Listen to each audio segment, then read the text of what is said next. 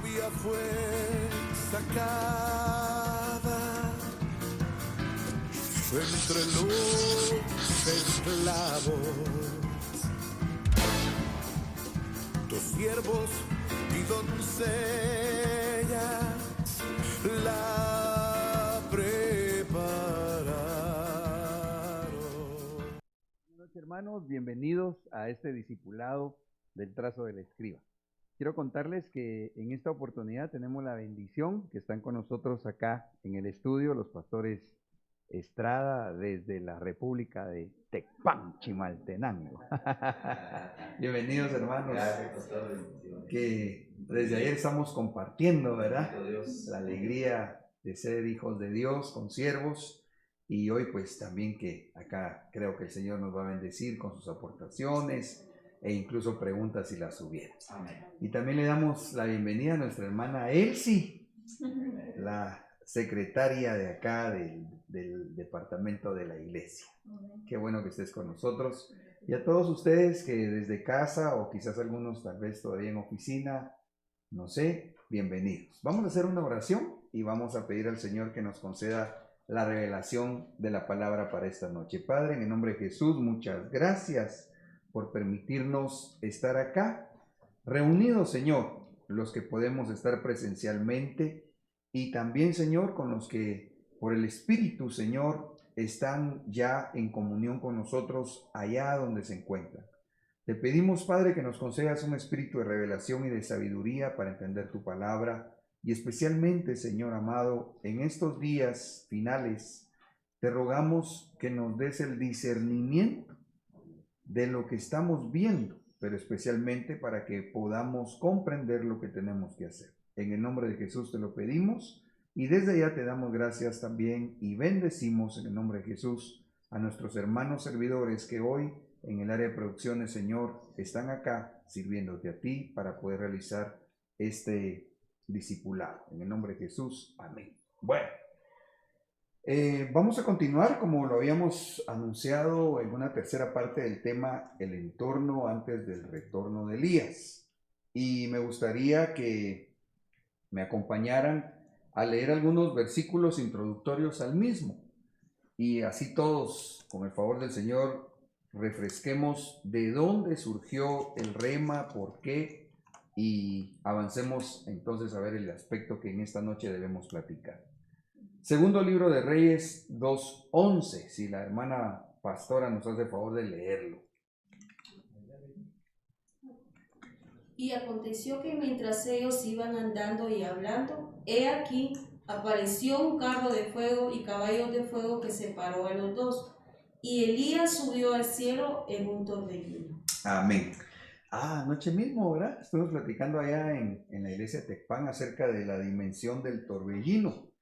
Y es que definitivamente acá cuando vemos a Elías que fue llevado vivo, que fue arrebatado prácticamente, nos encontramos con una enseñanza hermosa para nosotros los que anhelamos irnos en el arrebatamiento. Da tentación platicar de la dimensión del torbellino, ¿verdad? Pero especialmente lo que nos queremos referir es que prácticamente Elías vendría a ser la figura de los que anhelamos ser arrebatados. De hecho, nos da cierta esperanza lo que dice la Escritura allá en el Nuevo Testamento cuando dice que Elías era un hombre con pasiones semejantes a las nuestras. De ninguna manera con el propósito de querer justificar nuestras malas acciones, no, sino de tener la confianza que Dios está haciendo la obra en nosotros.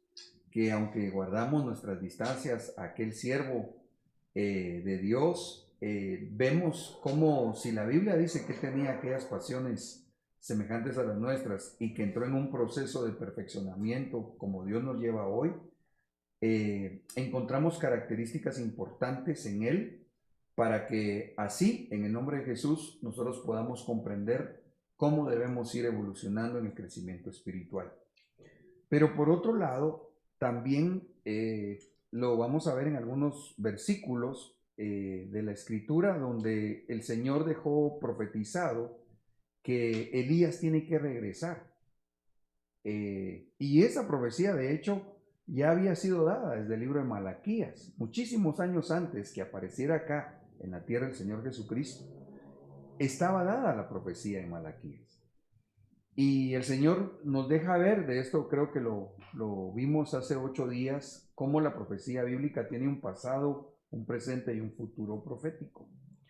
De tal forma, y si les parece, nos vamos ahora a Mateo 17:10, que nos encontramos a algunos discípulos como nosotros, que le estaban preguntando al Señor, ¿por qué pues dicen los escribas que Elías debe venir primero? Ciertamente allá en Malaquías 4:5 dice, he aquí yo os envío al profeta Elías antes que venga el día del Señor, día grande y terrible. Hemos estudiado a lo largo de este tema y en otros más también, cómo cuando la Biblia habla acá del día grande y terrible, el día del Señor grande y terrible, está haciendo alusión al tiempo de la gran tribulación. Entonces, esta profecía, como lo explicamos, nos deja ver de alguna manera también un acontecimiento que incluía lo que el Señor les explica a sus discípulos en Mateo 17:11 en adelante, porque el Señor confirma que ciertamente Elías vendrá, pero les dice a su vez que ya había venido. Esto lo necesitamos comprender en el espíritu, ¿verdad? Porque si no, como diría la chimoltrufia, ¿en qué quedamos, va? Y respondiendo Jesús les dijo, a la verdad Elías vendrá primero y restituirá todas las cosas. Mas os digo que ya vino Elías. Entonces, ¿vendrá o ya vino? Y no le conocieron, antes hicieron en él todo lo que quisieron. Así también el Hijo del Hombre padecerá de ellos. Los discípulos entonces entendieron que les habló de Juan el Bautista. Entonces la profecía acerca de Elías, de la unción de Elías, nos deja ver que en cuanto a la unción, cuando el Señor dice acá, Elías ya vino, se estaba refiriendo a aquel espíritu que estaba en Juan el Bautista. Pero en el verso 11 les ratifica que Elías vendrá primero, es decir, antes que aparezca el Señor Jesucristo, va a aparecer literalmente el profeta Elías. Si me permiten recordar un poquitito, allá en la corchera, aprovechando que tenemos este aparatito acá, entonces nos recordamos que aquí está el tiempo de la tribulación, la gran tribulación, y antes de esto, la pretribulación. Sabemos que nosotros, la iglesia, en el nombre de Jesús, nos vamos antes. Aquí está, mire, el águila volando diciendo, ay, ay, ay. Antes que empiece el tiempo pretribulacionario, según la palabra. En este tiempo es en donde físicamente va a aparecer el profeta Elías y el otro testigo, que creemos conforme a la enseñanza apostólica, Juan el apóstol. Entonces, cuando Malaquías dice que ciertamente Elías vendrá primero, en cuanto a la profecía en su parte futura, va a aparecer físicamente aquí.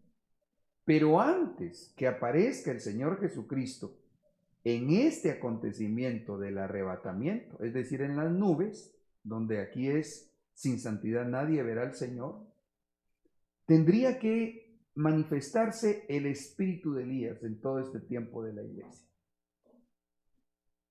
El espíritu que ya está obrando, porque es necesario que esa unción prepare al pueblo que se va a encontrar con el Señor en las nubes. Amén. Como lo fue cuando el Señor vino en su primera venida hace 2000 años. Ciertamente les dijo, Elías ya vino. Y ellos entendieron que se refería a Juan el Bautista.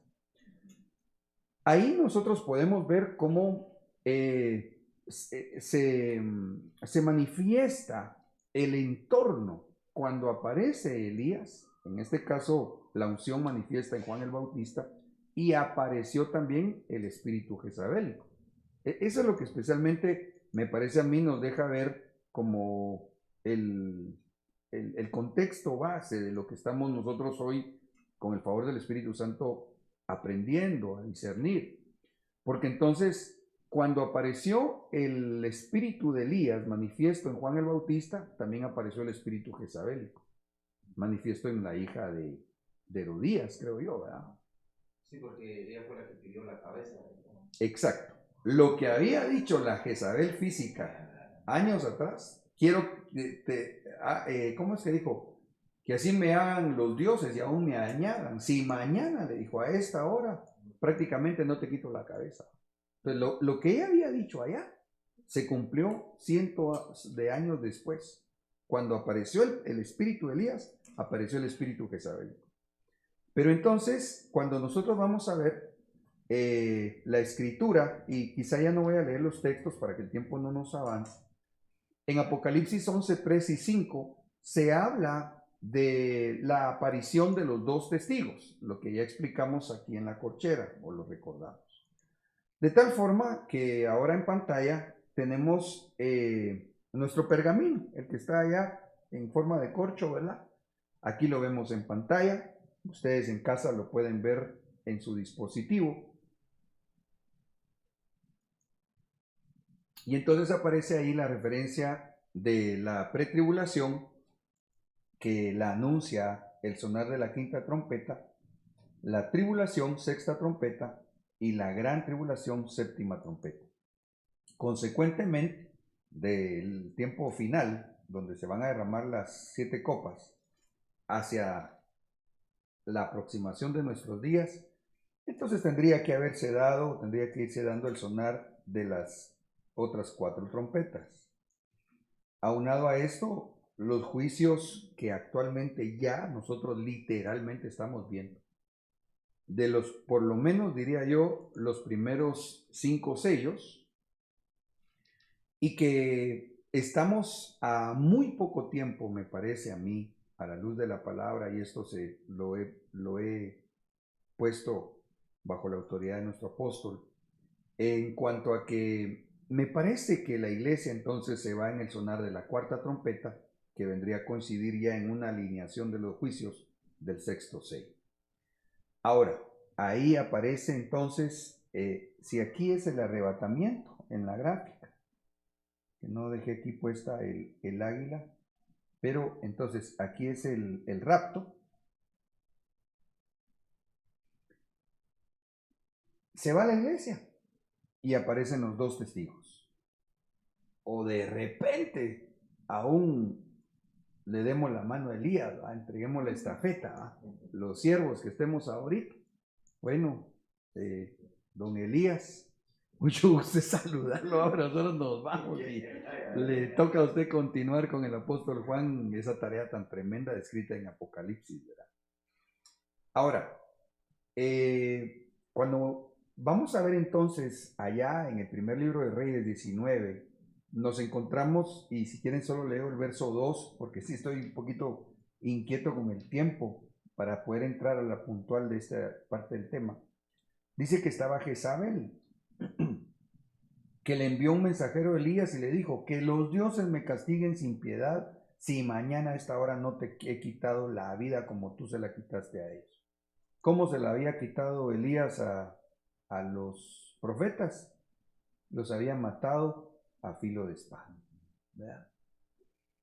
Pero cuando vamos a ver Apocalipsis, en cuanto a la profecía a futuro, dice la escritura en el 2:20, pero tengo esto contra ti, que toleras a esa mujer Jezabel. Aquí yo solo quisiera recordar algo que hemos conversado, y es que Jezabel no puede regresar. Bueno, Dios tiene todo poder y si Él quiere, pues la manda. Pero en base a la palabra, ella ya no puede venir físicamente, porque ella murió, mientras que Elías fue llevado vivo. Entonces, lo que sí va a manifestarse, bueno, de hecho ya está manifiesto, porque ya estamos en los días de Elías, es el espíritu jezabélico. Bueno, considerando estos textos como base en el tema que estamos abordando, nos damos cuenta que en el entorno de Elías hubo, por lo menos diría yo, 7 aspectos que se manifestaron en aquel tiempo y que en este tiempo, si ya vimos el ejemplo que se vendría a manifestar Jezabel, también se vendrían a dar otras situaciones como en los días de Elías, que para nosotros vendrían a ser situaciones que en el nombre de Jesús, con el favor de Dios, nosotros vamos a poder vencer. De esto hemos platicado, poniendo el pie de imprenta, que vendrían a haber tiempos de sequía, literal y también espiritual, ¿verdad? Hay una parte de la iglesia que ahorita está en una sequía espiritual terrible. Enfermedades mortíferas, yo diría que ahorita pues es más que obvio la pandemia de la cual todavía no hemos salido del todo, pero también en lo espiritual. Hay hermanos que es impresionante, incluso con siervos han platicado conmigo y me han contado, me han dicho ellos cómo hermanos que tenían privilegio de altar, al haberse dado el encierro inicial en la pandemia, por lo menos aquí en Guatemala, dejaron de congregarse. Y aquellos que tenían privilegios, al decir de altar no es porque esté menoscabando un privilegio que no es de altar, sin embargo es el privilegio que está en lo más santo de Dios, ¿verdad? En el servicio de Dios. Se alejaron. Gente que estaba en la alabanza. Ahora que regresaron a congregarse, ya no regresaron, se fueron incluso al mundo. Miren qué terrible. El hambre, de esto es lo que hoy vamos a platicar y creo que hemos estado hablando en el día con el hermano Iván.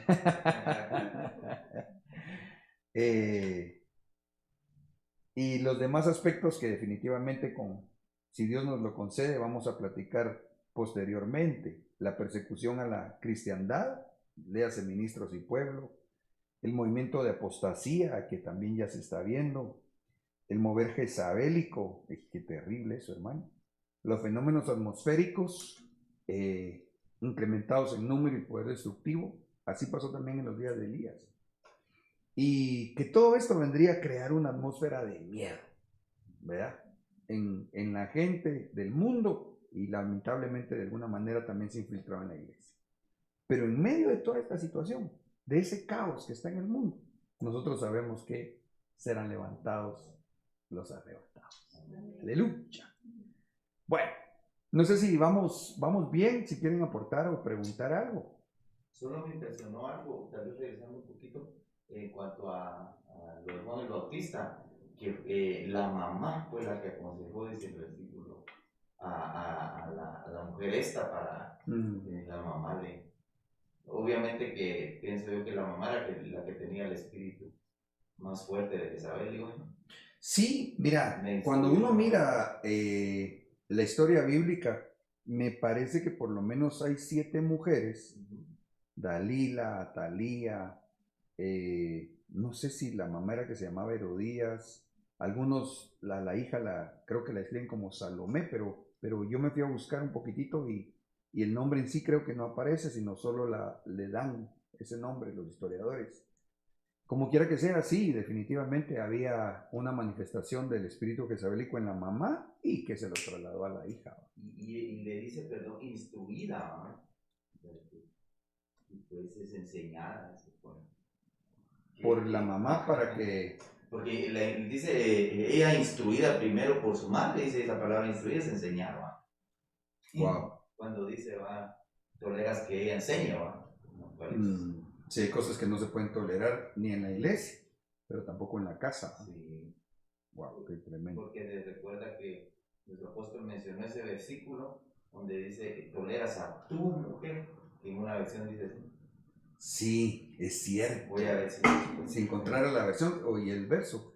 Sí, nuestro apóstol lo mencionó, creo que el jueves pasado, sí, en la enseñanza a los pastores, que hay una versión que dice así: tengo esto contra ti, que toleras a esa tu mujer. Dios mío, o sea que no se debe tolerar, el espíritu jezabelico no se debe tolerar en ningún ámbito, no digamos en la familia o en la iglesia. Cuando lo tengas y lo ubicas, me cuentas, hermano, y ahí lo lees tú. Bueno, ¿avanzamos? Muy bien. Entonces, el asunto del hambre. Primer libro de Reyes 17:9. Levántate, ve a Sarepta, que pertenece a Sidón, y quédate allí. He aquí yo he mandado a una viuda de allí que te sustente. Él se levantó, hablando de Elías, y fue a Sarepta. Cuando llegó a la entrada de la ciudad, allí estaba una viuda recogiendo leña, y la llamó y le dijo: te ruego que me consigas un poco de agua en un vaso para que yo beba. Verso 11. Cuando ella iba a conseguirla, la llamó y le dijo: te ruego que me traigas también un bocado de pan en tu mano. Pero ella respondió: vive el Señor tu Dios. Ese vive el Señor tu Dios, ahorita me sonó como esa frase, ¿verdad? Que pues sí, yo sé que es cierta, pero que a veces se dice como una muleta evangélica, ¿va? Dios conoce mi corazón, dicen los hermanos, ¿no? Y a veces cuando se está obrando mal, como esta mujer, porque a ella Dios ya le había dado la orden que sustentara al ministro, que le diera al ministro, pero ella le dice: no tengo pan, solo tengo un puñado de harina en la tinaja y un poco de aceite en la vasija, y estoy recogiendo unos trozos de leña para entrar y prepararlo para mí y para mi hijo, para que comamos y fuéramos. En otras palabras, Elías, disculpa, pero no alcanza para ti. A pesar que ya había recibido la instrucción, trayéndolo a nuestra vida hoy y al contexto iglesia, me parece que entonces aquí la viuda, lo platicamos creo que el domingo, no sé si también en el discipulado anterior, representa esa actitud que a veces se tiene o a veces tenemos en la iglesia, es decir: no tengo, solo para mí hay, no me alcanza.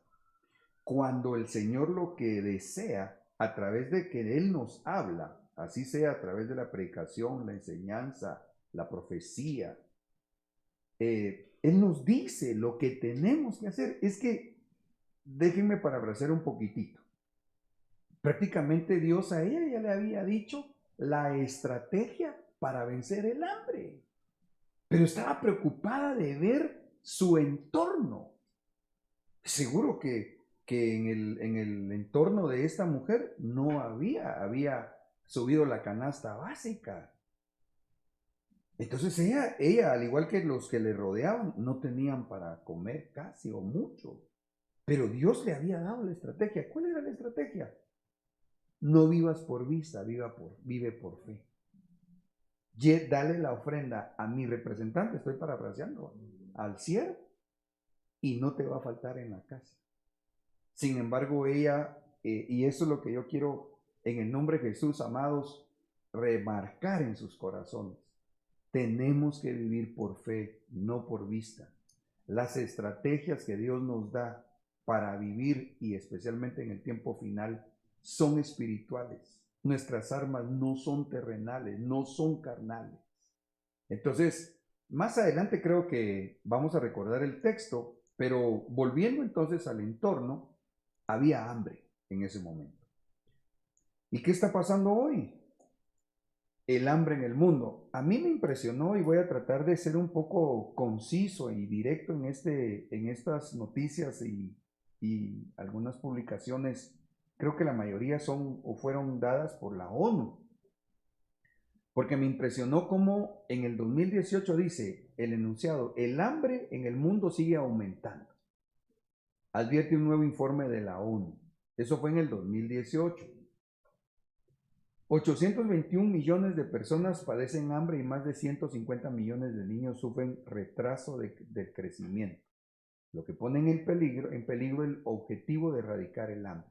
No sé si ustedes han oído que hay una agenda de las Naciones Unidas, que suena bonito, pero que realmente detrás de aquello hay varias o muchas cosas que llevan al mundo a lo que realmente los titiriteros quieren, es crear un caos, la teoría del caos. Dentro de lo que ellos pintan, y esto lo vengo yo oyendo desde hace ya un par de décadas mejor, es que ellos dicen que van a erradicar el hambre. Es una buena intención, pero eso no va a ser así, porque está profetizado que va a haber hambre. Pero bueno, qué bueno que se quieran esforzar. A mí lo que me interesa es hacer notar que en su intención, que era que para el 2030 ya no hubiera hambre en la tierra, ahora ellos, conforme a sus estudios, dice que el hambre ha aumentado en los últimos 3 años. Esto es del 2018. O sea, del 2015 al 2018 ya había aumentado volviendo a los niveles de hace una década. Es decir, para el 2018 se había retrocedido otra vez al 2008. ¿Sí me estoy dando a entender? Vale. Pero en la noticia del 2019, el hambre en el mundo lleva 3 años sin disminuir, dice, y la obesidad sigue creciendo.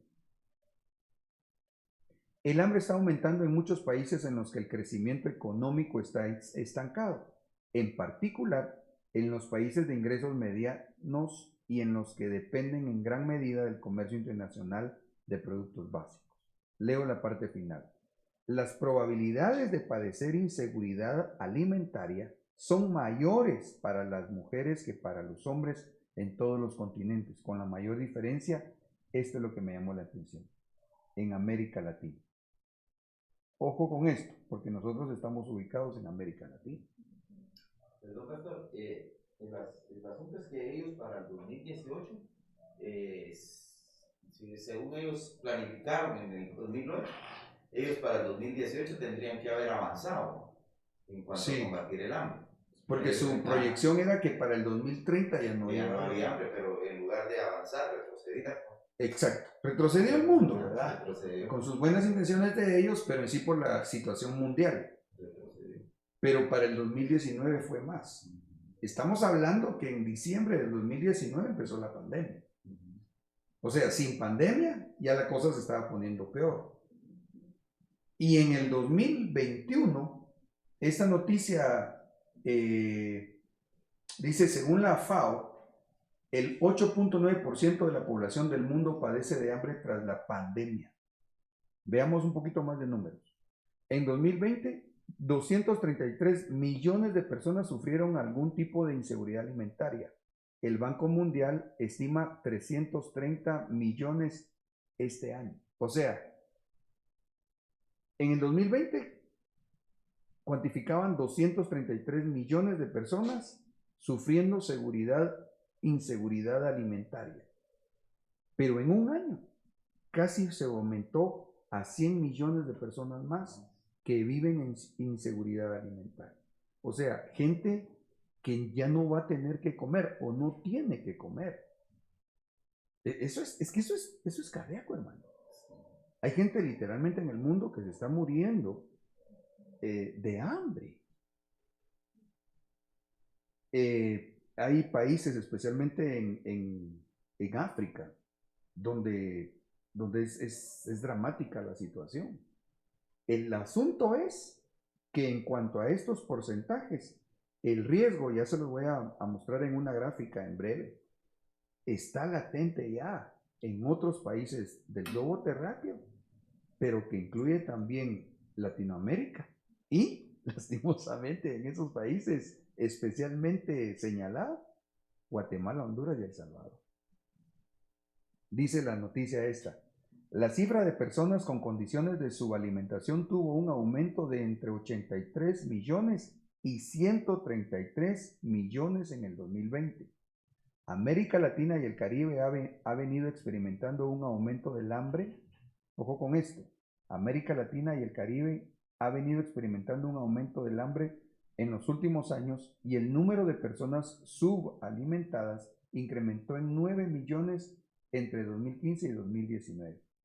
América Latina y el Caribe es la región donde la problemática avanza con mayor rapidez. Allí la inseguridad alimentaria mostró un acelerado incremento, pues pasó de 22.9% en el 2014 a un 31.7% en 2019, siendo América del Sur la zona de mayor impacto en las cifras.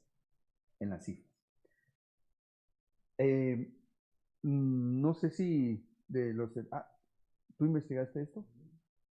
No sé si en esta investigación podríamos considerar, si no es así, pues no va, pero no sé si este porcentaje obedecerá a la población de un país.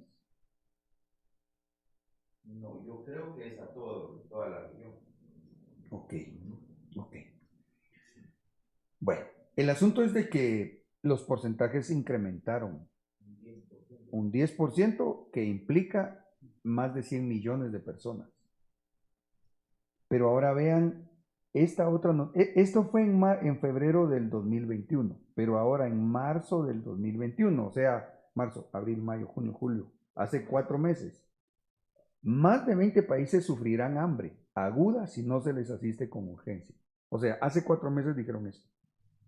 Y la noticia en la parte que más nos interesa por nuestra ubicación, aunque esto lo vamos a ver en un mapa más adelante en todo el mundo, El Salvador, Guatemala y Honduras, así como Haití y Venezuela, se cuentan en la lista de países en alto riesgo de inseguridad alimentaria y hambre, según un informe de los organismos especializados en alimentación que alerta de situaciones latentes que podrían convertirse en catástrofes humanitarias si no se actúa de inmediato. Ahí está el link por si alguien lo quiere investigar un poquitito más en casa.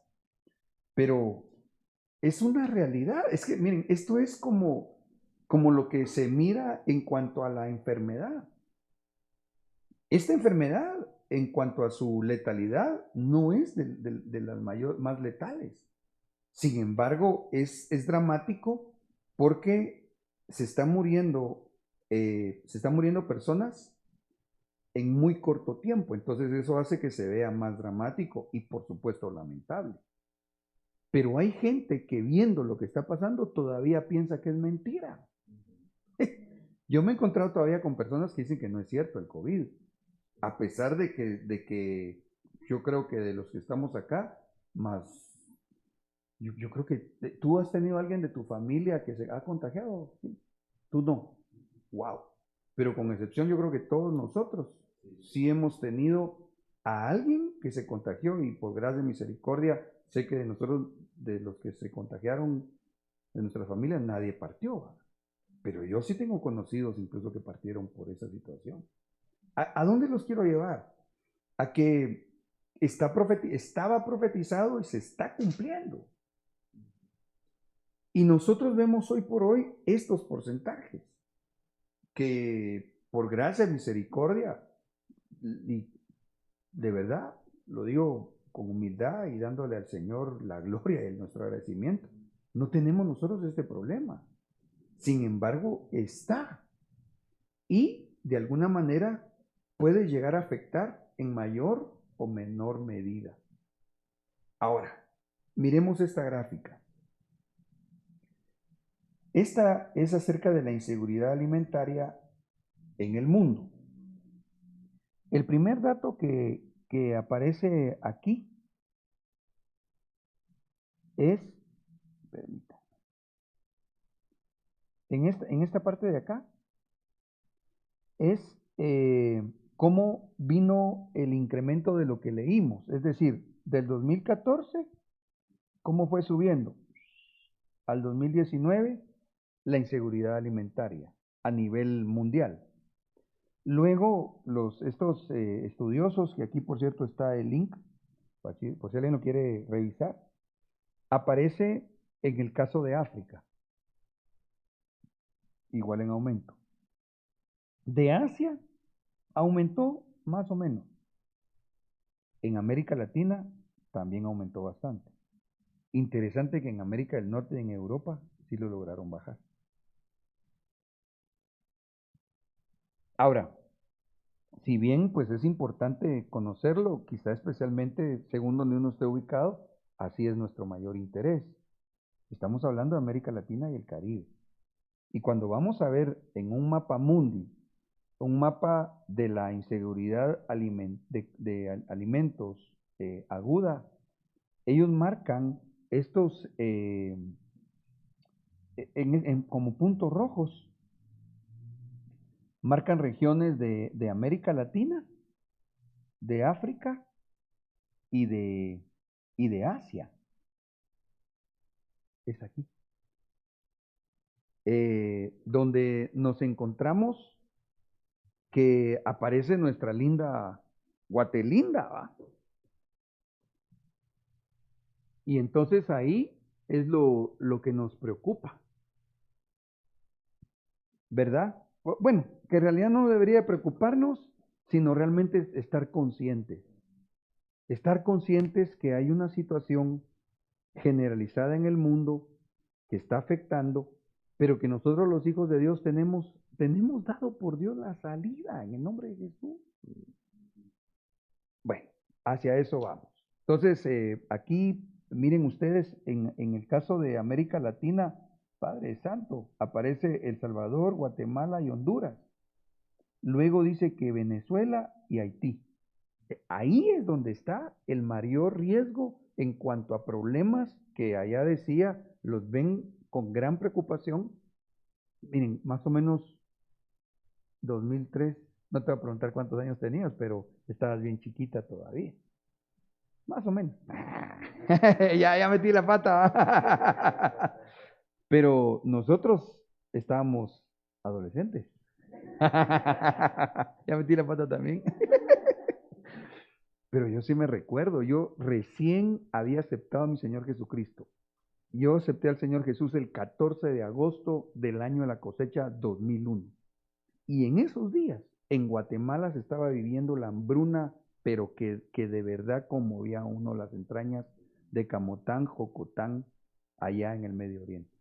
A mí nunca se me olvidó que yo miré un reportaje yo creo que fue de Dionisio Gutiérrez, donde él sacó a una jovencita, pero que su piel se le pegaba a sus huesos.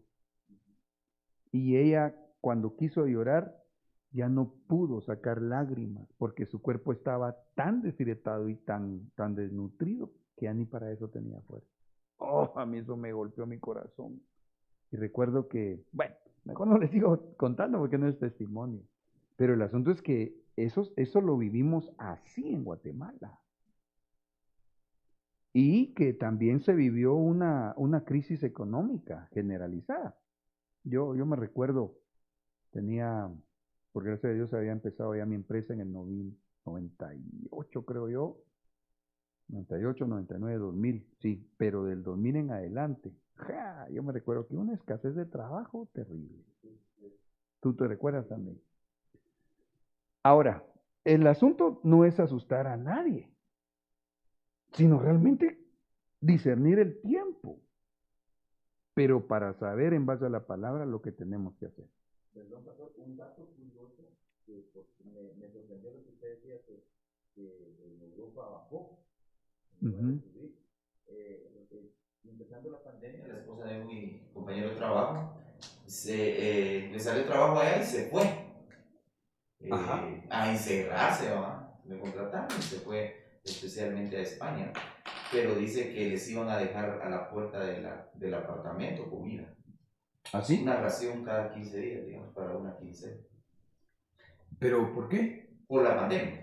Ah, ellos se infectaron. No, o sea, cuando los encerraron a todos. Les iban a dejar una ración cada 15 días. Sin importar que ella recién llegando para trabajar. O sea, en lugar de ir a trabajar se fue cerrado. Porque se fue el 12 de marzo. Señor Jesús. Pero lo tremendo es que les llevaban comida. Pienso yo, por eso bajó. Pienso yo. Porque Sí. no, o sea, no discriminaron, o sea, viene a trabajar y la hacemos de menos, ¿no? A todos les llevaban. Qué bueno, ¿va? Sí. Qué bueno.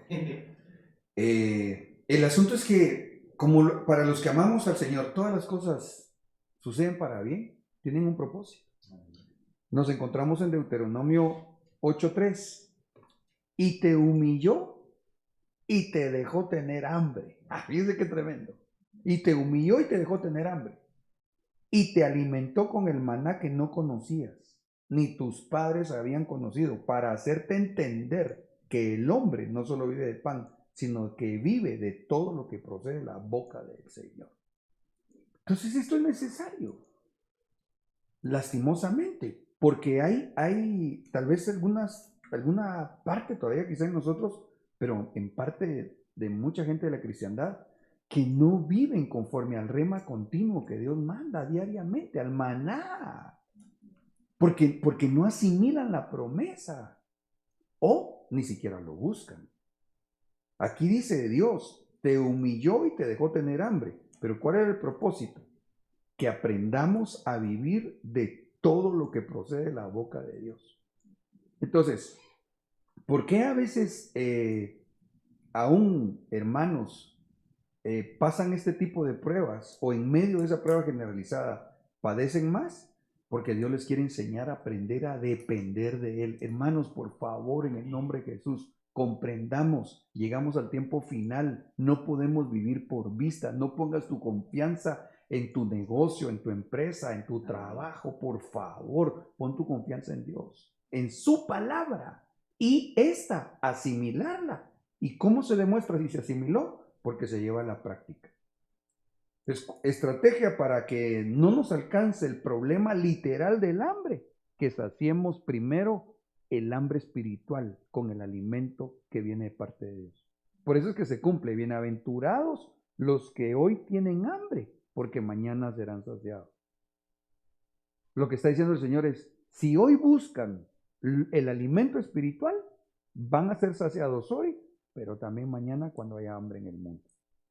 Que pueda haber escasez como cuando Elías lo sustentaron cuervos. Sí, ahí está, días de Elías, en torno antes del retorno de Elías. Pero Dios puede hacer el milagro como Él quiera. Enviar, si de alguna manera el cuervo es figura del pecador, ¿va? Gente que a los cristianos le va a decir: mire, tenga, lleves esto. O también está la otra estrategia, como cuando José. Espero que lleguemos hasta ahí. Yo creo que sí, tenemos 19 minutos. Porque, mis amados, en este momento, en el nombre de Jesús, ya vimos los datos. O sea, los datos de la gente estudiosa del mundo, yo creo que son ciertos. Ahí sí no creo yo que haya tanta mala intención. Pero el tema es, entonces, ¿qué hacemos? Bueno, lo primero es recordarnos que no solo de pan vive el hombre, sino de lo que sale de la boca del Señor, su palabra. Bueno, miremos un poquitito de algunas hambres. Algunos pastores amigos creo que han estudiado eso. Me recuerdo que alguien contaba o mencionaba que se describen 13 hambres a lo largo de la Biblia. Pero miremos un poquitito de esos contextos. Génesis 12:10. Y hubo hambre en la tierra y Abraham descendió a Egipto. Peligro. Descendió a Egipto para pasar allí un tiempo porque el hambre era severa en la tierra. Aquí hay que tener cuidado.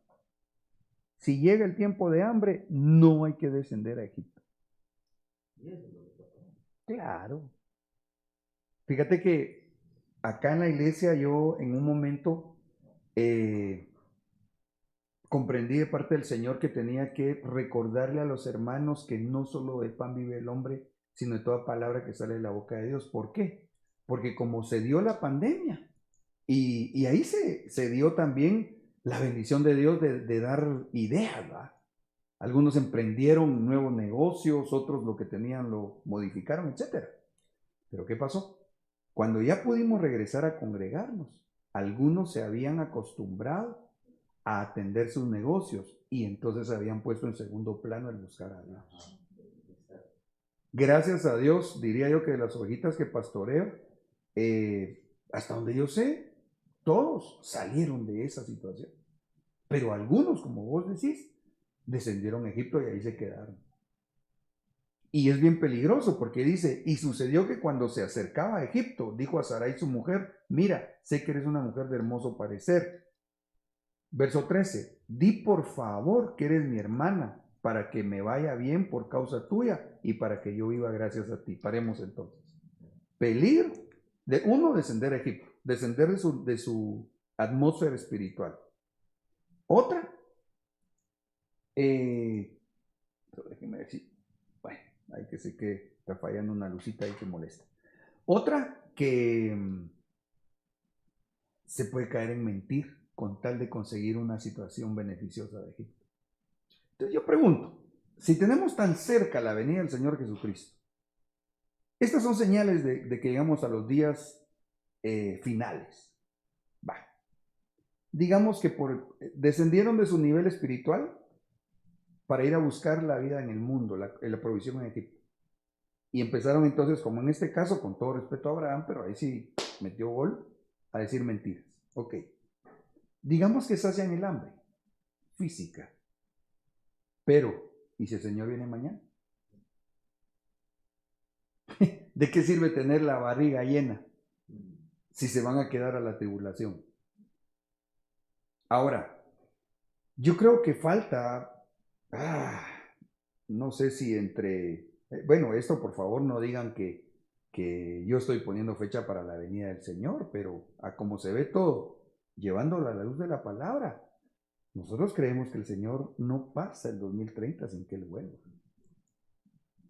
Entonces, tenemos un trecho que pasar todavía, donde vamos a ver lo que dice, creo, el Salmo: caerán 1000 a tu diestra, ¿va?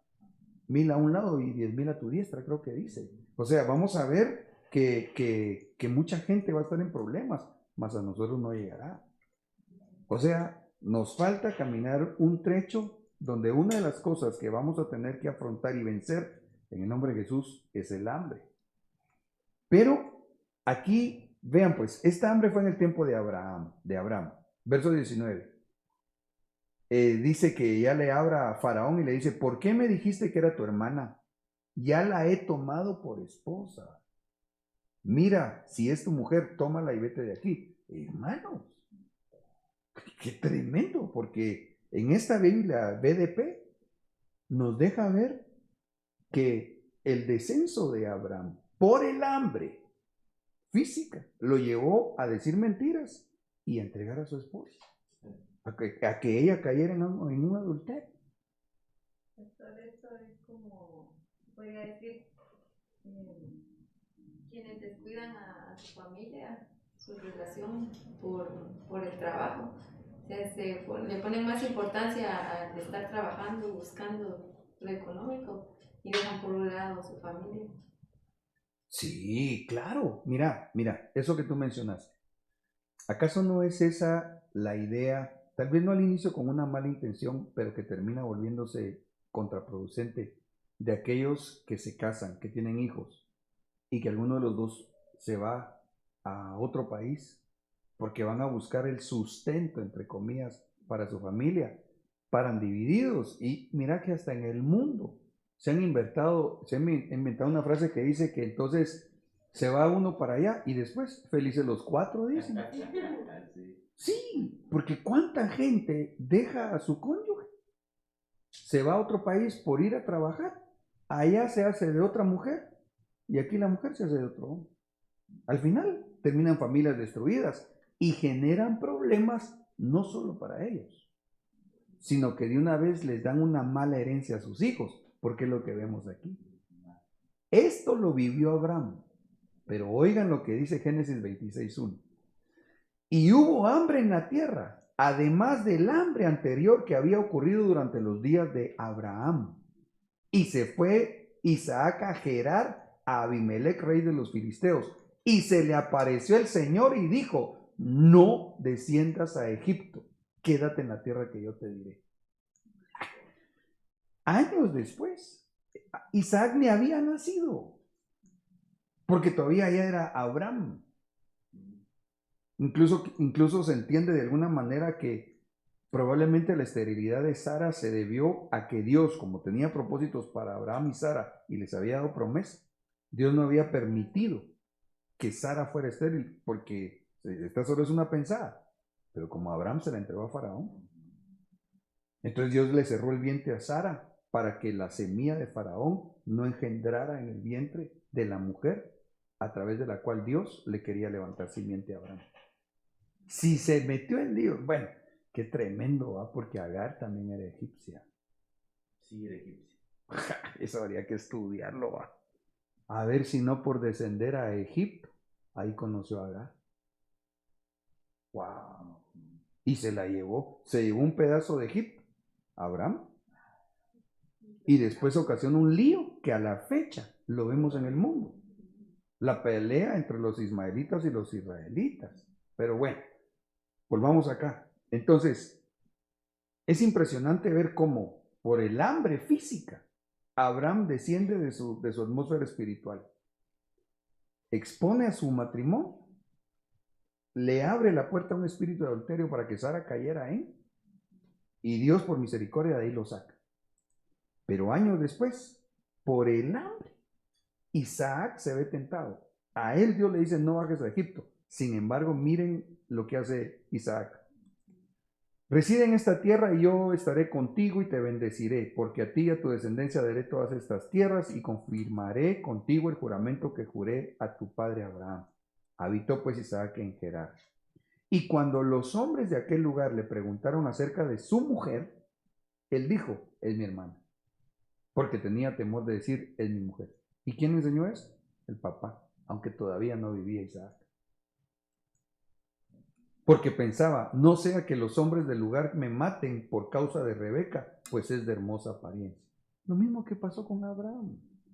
Entonces, hermanos, en el nombre de Jesús, por favor, no busquemos saciar primeramente el hambre física, busquemos saciar nuestra hambre espiritual, en el nombre de Jesús.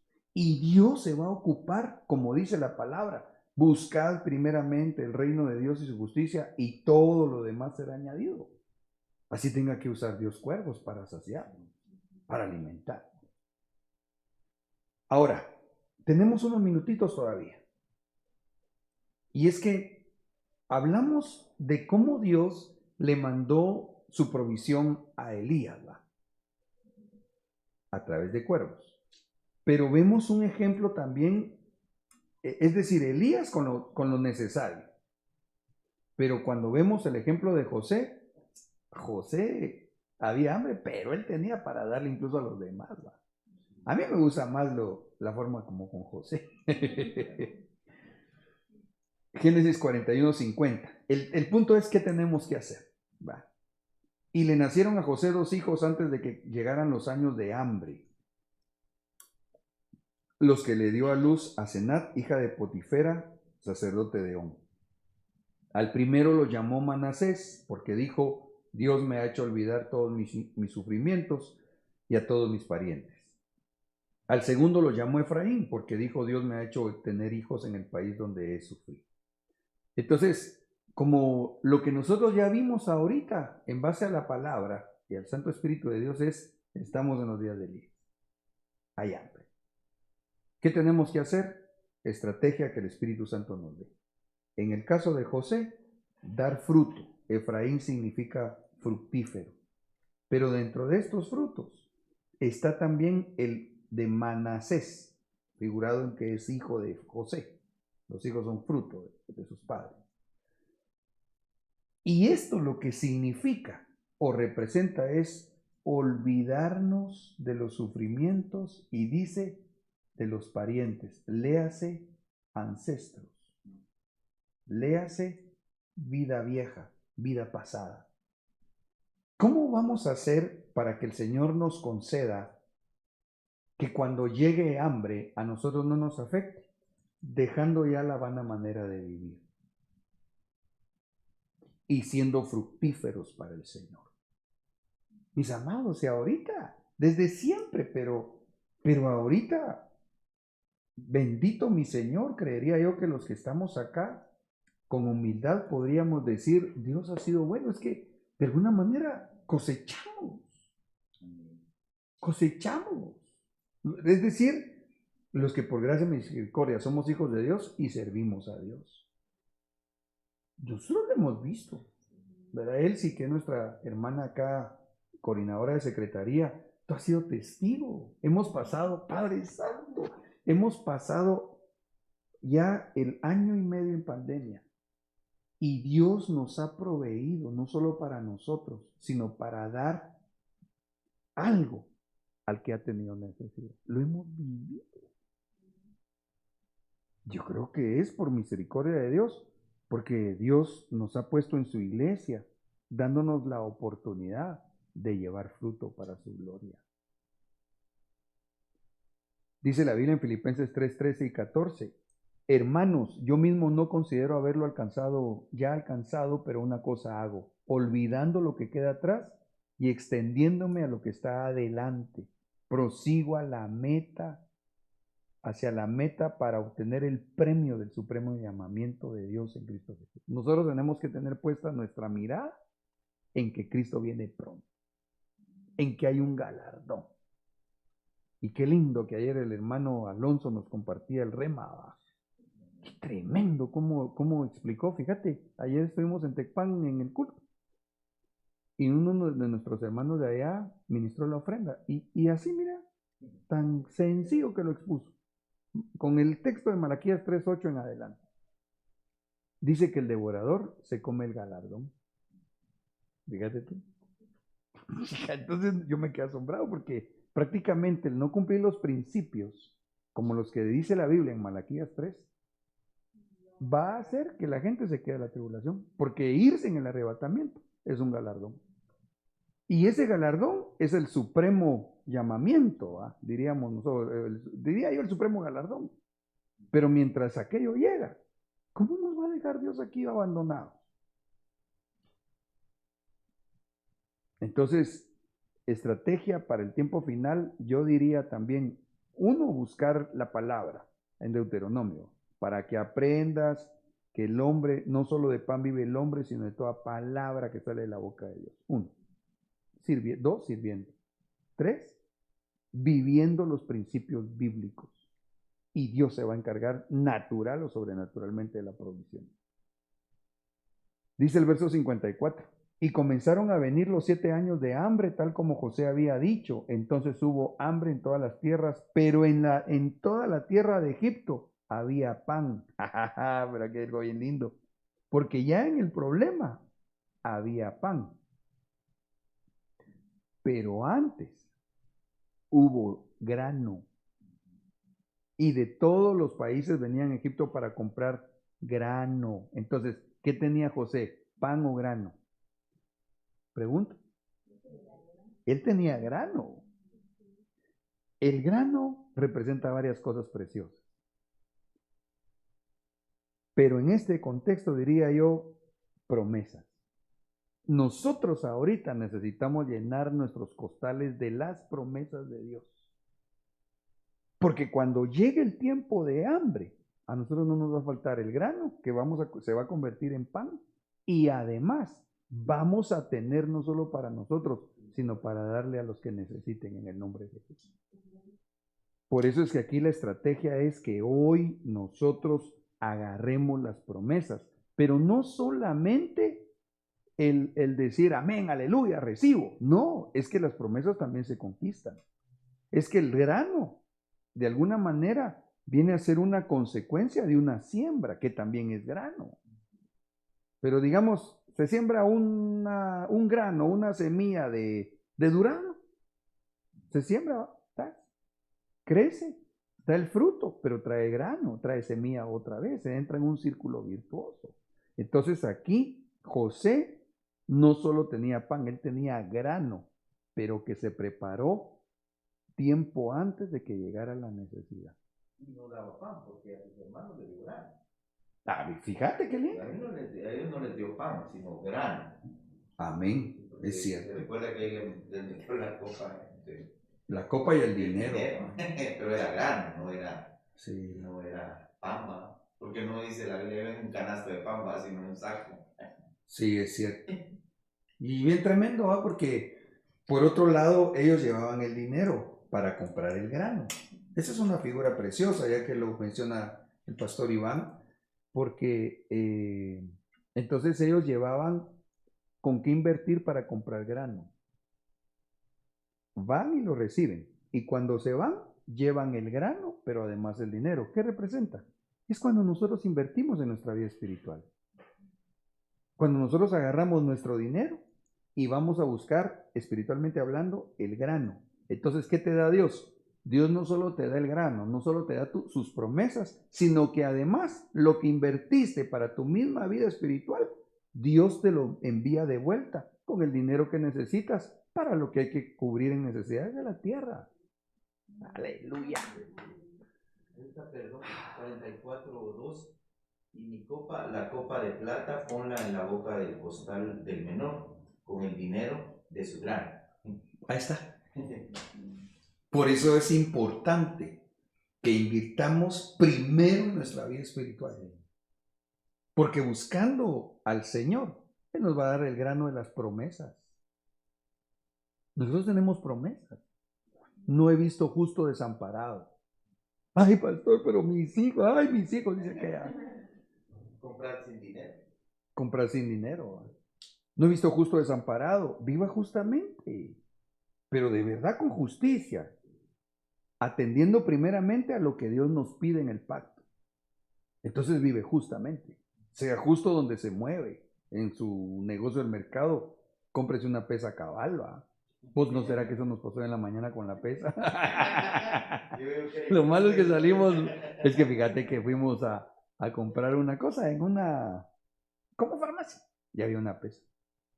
Y nos pesamos. Lo malo fue que ahí salió mucho para arriba y menos para abajo. Bueno, el tema, mis amados, es que nosotros podemos, si nosotros invertimos en las cosas de arriba, si las buscamos, si ahí invertimos nuestro recurso, entonces Dios lo que va a hacer es darnos las promesas que se vuelven vida y aún se materializan, como aquí va José, tranquilo, tenía el grano, tenía las promesas. Amén. Vamos a ir cerrando.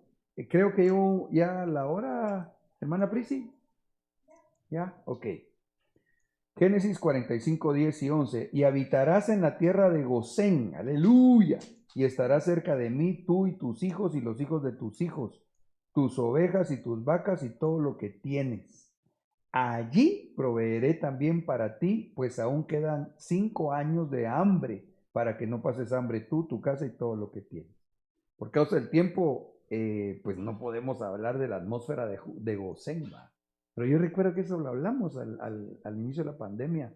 Hablábamos de Gosén, cómo meternos a la dimensión de Gosén. Esa es una dimensión espiritual, ¿va? Como el tema que, vamos a ver si Dios nos lo concede. Tenemos que seguir hablando de los campos de Booz. Ahí, por ejemplo, en los campos de Booz, que es una atmósfera espiritual, una de las cosas que se recibe es grano. ¿Pero qué le dijeron a Ruth? No te vayas a espigar a otros campos. Es una enseñanza preciosa, me dan ganas de que platiquemos, pero se fue el tiempo. El asunto, mis amados, en el nombre de Cristo Jesús, es el siguiente. Uno, no nos dejemos invadir por el miedo ni la preocupación de este mundo. No, creámosle al Señor, vivamos la palabra. No se nos olvide, no solo de pan vive el hombre, sino en toda palabra que sale de la boca de Dios. Sale de la boca de Dios, recibámosla, asimilémosla, llevémosla a la práctica y Dios va a cumplir su palabra. Buscamos el reino de Dios y su justicia, Él va a mandar las añadiduras. Aquí dice, ¿verdad?, que no debemos de preocuparnos por qué hemos de comer o de vestir. Así dice Dios. Claro, hay que ser diligentes, esforzados en lo que Dios permita que trabajemos, pero usted no vive según el esfuerzo que haga materialmente hablando. Usted no vive para trabajar ni trabaja para vivir. Usted trabaja para que lo que Dios le conceda recibir le sirva para honrar a Dios con su vida y con su vida. Esto lo tenemos que creer y asimilar. Si así vivimos, entonces Dios honra a los que le honran, ¿no? Y Él va a decir, ¿cómo voy a dejar desamparados a mis hijos si ni siquiera los pájaros desamparan? Así dice la Biblia, ¿va?, o enseña. Bueno, yo voy a leer un último versículo en un rato.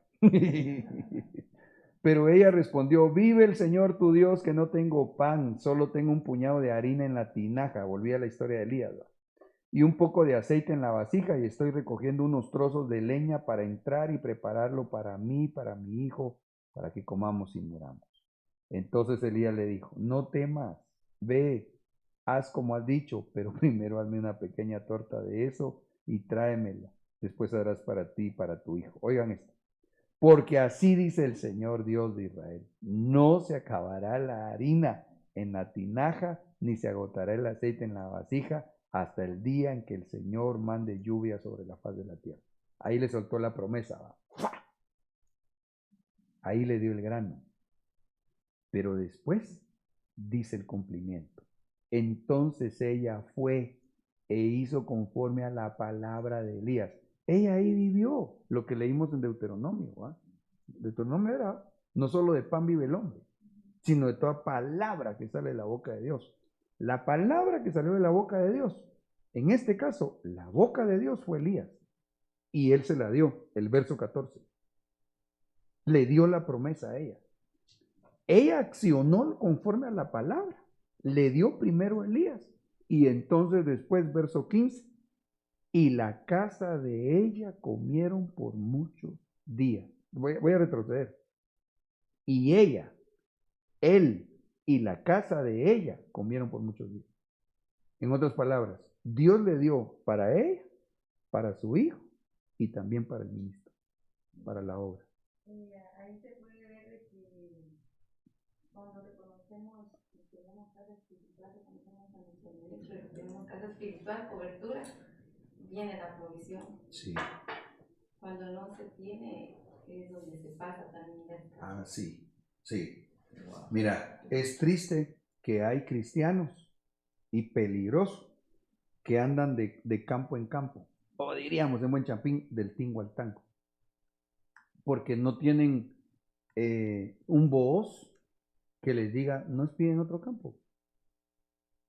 Usted, esta es su casa espiritual, aquí lo mandó Dios, aquí viva los principios, ¿verdad? En vez de estar dando la bendición, la están como que, ¿cómo podría decir? No la están atrayendo, sino que ellos mismos están poniendo limitación. Ah, sí, y se meten en Dios con Dios, ¿va? Pero sí, hay varias cosas, ¿verdad? A hablar, lo que tú mencionabas de alguna manera, un principio de reconocer autoridad, ¿va? Que eso se le enseñó a esta mujer, Dios. Ya lo conversamos, porque a ella le costó reconocerlo, ¿va? Otra, los principios de siembra y cosecha. Amados, este es el tiempo donde tendremos la oportunidad de alcanzar la bienaventuranza. Bienaventurados los que hoy lloran, porque mañana reirán.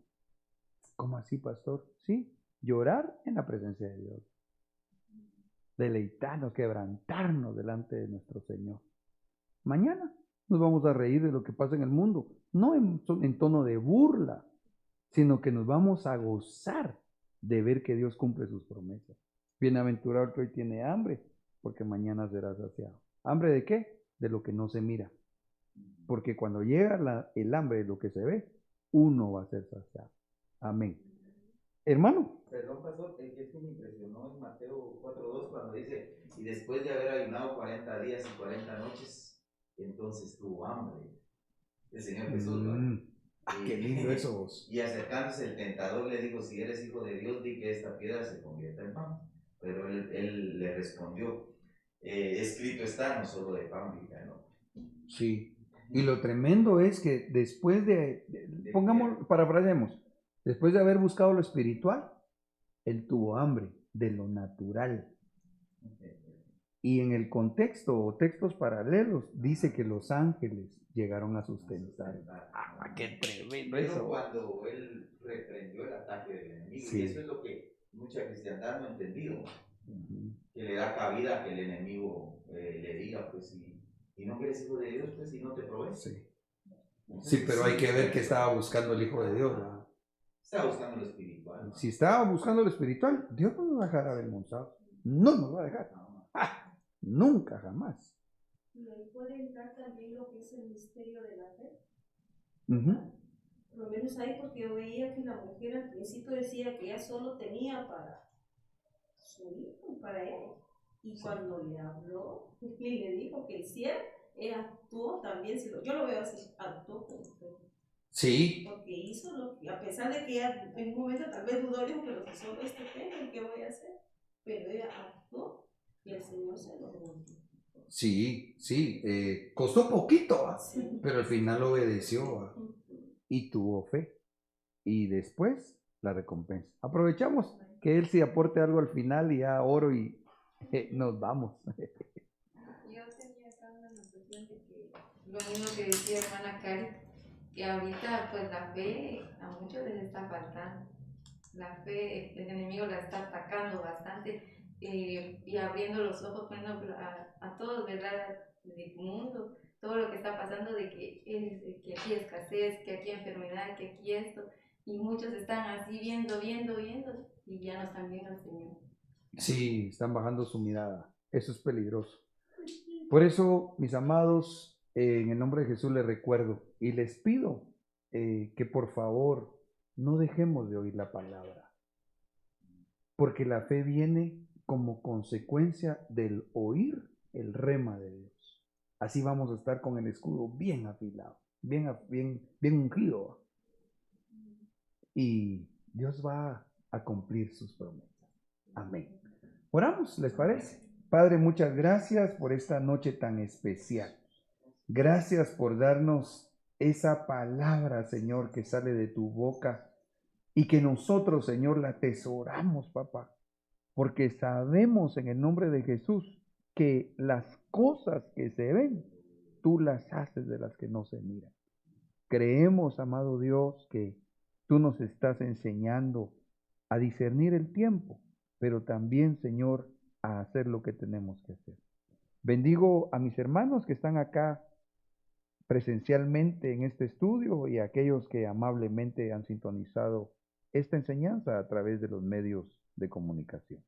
Gracias, Señor, nos cubrimos con tu sangre. Te ruego que nos lleves con paz y bendición de vuelta a todos a nuestros hogares. En el nombre de Cristo Jesús. Amén. Hasta el otro lunes, si el Señor lo permite, en el discipulado, porque en la semana tenemos nuestros cultos, si Dios lo concede, como regularmente lo hacemos. Hasta pronto. Tu novia fue sacada entre los esclavos. Tus siervos y doncellas